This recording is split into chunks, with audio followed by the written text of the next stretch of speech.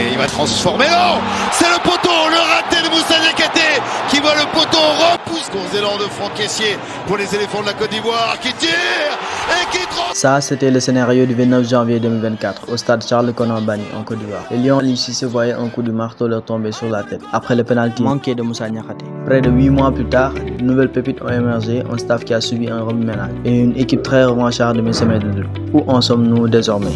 Le Sénégal est maintenant. 15 janvier 2024, le Sénégal, champion d'Afrique en titre, entamait une compétition majeure depuis 2 ans.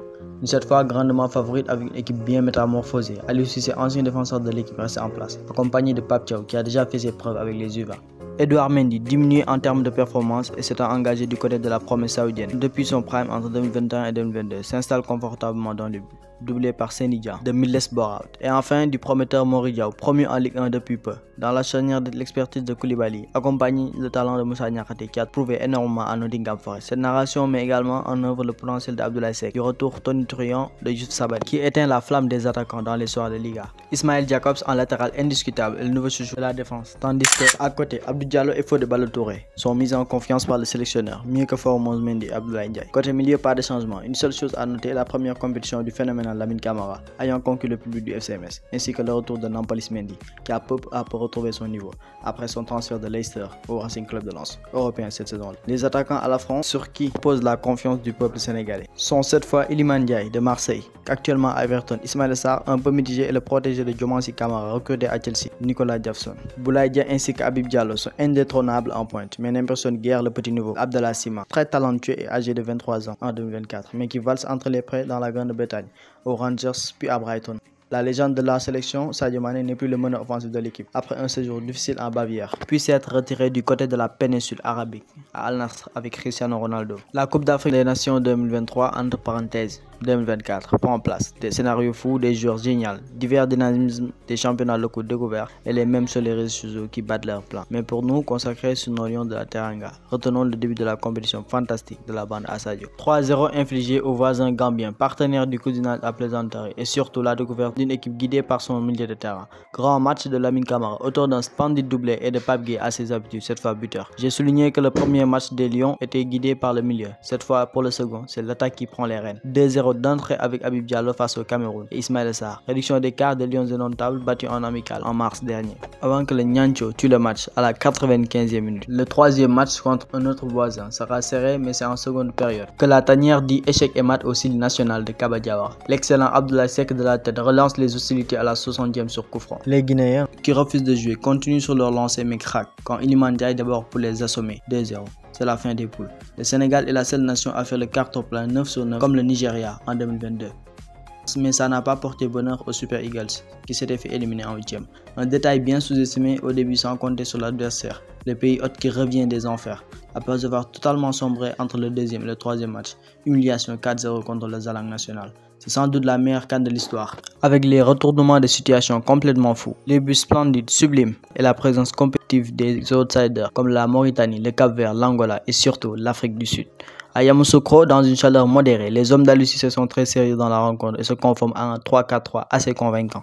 Car malgré la présence des pistons Crépin et Jacobs, Pape Matar Sarr et Lamine Camara, surtout ce dernier, restent trop jeunes pour assurer pendant plus d'une heure ce genre de match. De même, Abdou Diallo est peu offensif et accole le milieu, beaucoup trop, noyant la charnière défensive. Car même Habib Diallo, maître de l'attaque, domine la défense ivoirienne et marque après 4 minutes de jeu. De ce fait, le problème évoqué revient, car le sélectionneur fait une grosse erreur en ne pas cherchant à creuser l'avantage, mais continue de garder l'écart à juste 1-0 chez le pays hôte. L'erreur d'Aliou Cissé, reconnue par tout le peuple sénégalais, freine la génération dorée qui cède à la pression. Lamine Camara, averti et très fatigué, sort pour laisser sa place à Gana Gueye à la 87e, mais c'est beaucoup trop tard. Le premier malheureux des 22 acteurs, Abdou Diallo, commet l'irréparable sur une passe en l'air de l'assaillant ivoirien. Penalty à la 86e pour les éléphants. Franck Caissier, spécialiste en l'épreuve, notamment tiré au Milan AC, ne flanche pas. La Côte d'Ivoire est ressuscitée pour une énième fois, preuve du mauvais coaching d'Aliou Cissé. Abdou Diallo sera remplacé dans les prolongations alors qu'il devient sortir bien avant. Rien ne se fera jusqu'au tir au but. Tous les joueurs des deux côtés transforment leur pénalty. De partout, c'est là que le coup de massue tombe. Second malheureux, très propre sur l'ensemble. Moussa Niakhaté se manque. Sébastien Haller et le vétéran Serge Aurier reprennent les devants avant que Bamba Dieng et Sadio égalisent 3-3. Puis 4-4. Le dernier tir au but ne sera pas sauvé par Mendy. La Côte d'Ivoire reste en vie et sort le champion en titre. Une campagne assez folle qui récidiveront contre le Mali qui a craqué puis face au Léopard. Et enfin le Nigeria de Victor Osimhen de William Troost-Ekong. De retour au pays, les critiques fusent de plus en plus sur Aliou Cissé en acceptant les excuses jugées inutiles de Moussa Niakhaté très bon. Les Lions veulent vite oublier cet épisode, même si le sélectionneur garde sa place. Les deux matchs amicaux gagnés 3-0 et 1-0 contre respectivement le Gabon et le Bénin n'effaceront pas le chagrin vécu à Yamoussoukro. En tout cas, il faut vite s'affirmer de nouveau et ne pas finir comme l'Algérie en totale crise ou le Maroc éliminé de manière surprenante, bien sûr. Maintenant, c'est le retour des qualifications pour le Mondial 2026, le premier dans 3 pays différents. La tanière dans un groupe avec les deux Soudans, le Togo et la RDC, la Mauritanie. Sans doute fait assez peur, mais ses adversaires haussent la tête. Après un nul et une victoire avant la CAN, les Lions retrouvent les éliminatoires face aux Léopards. Un match qui a suscité beaucoup de colère à part des experts. Une sélection sénégalaise avec un manque d'efficacité totale. En attaque, un partout avec des regrets, plusieurs occasions manquées et un total manque de cohérence à domicile. Quelques jours plus tard, en juin, c'est avec un déplacement vers le nord, en Mauritanie, que les Sénégalais tentent de revenir dans la course après avoir gratté 5 points en 3 matchs. La chaleur de Nouakchott asphyxie les joueurs jusqu'à l'ouverture du score d'Habib Diallo à ses habitudes, servi par Abdallah Sima. De ce fait, les Lions de la Teranga restent courageux face aux réponses des Mourabitoun et garderont ce score peu plaisant puisqu'ils devaient tuer le match jusqu'au coup de sifflet final. 8 points sur 12 possibles. Les vacances et le début de saison devaient faire du bien à l'équipe.